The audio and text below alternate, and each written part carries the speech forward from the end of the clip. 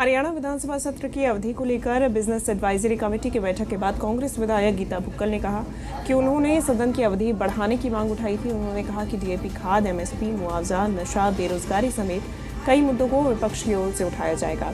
साथ ही उन्होंने कहा कि विपक्ष के सभी विधायक भूपेंद्र हुड्डा की अगुवाई में सदन में जाएंगे। झज्जर से कांग्रेस विधायक और पूर्व शिक्षा मंत्री गीता बुक्कल हमारे साथ मौजूद हैं। बात करते हैं। मैम, तारीखों का फाइनल हो चुकी है विधानसभा सत्र की, 3 दिन का सत्र रहेगा। आप भी बैठक में मौजूद थी बीएसए की, में क्या कोई चर्चा हुई और क्या सत्र की अवधि कम या ज़्यादा करने को लेकर बातचीत हुई?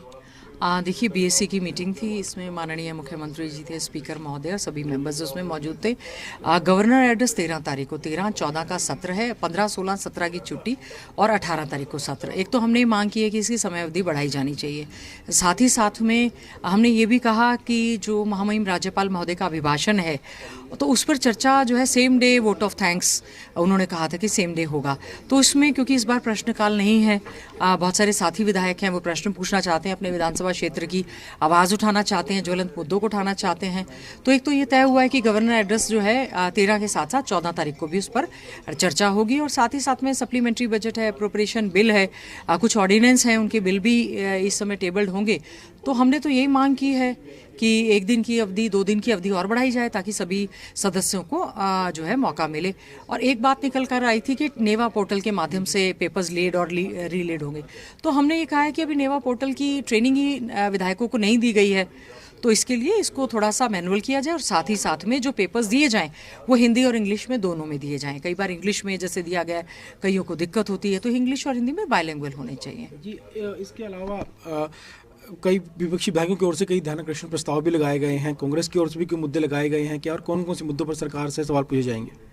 देखिए, ध्यानाकर्षण प्रस्ताव हमने दिया है इस समय। तो जैसे हमारा किसान अन्नदाता जो है फसल की बिजाई के लिए खेत तैयार कर रहा है और उसको डीएपी की खाद नहीं मिल रही है, लगातार लाइनों में लगने के बाद भी नहीं मिल रही है। मैं बीजेपी के साथियों को सुन रही थी कि उनके यहाँ किल्लत नहीं है, तो कम से कम जहाँ से कांग्रेस के विधायक हैं वहाँ भी किल्लत ना रहे।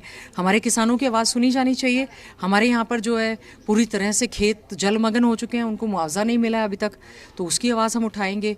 और इसके साथ साथ में जो है शिक्षा और चिकित्सा दोनों में ही बहुत ज़्यादा दिक्कतें हैं। स्कूलों में काफ़ी ज़्यादा दिक्कत आ रही है, शिक्षकों की कमी है, हॉस्पिटल में डॉक्टर्स की कमी है।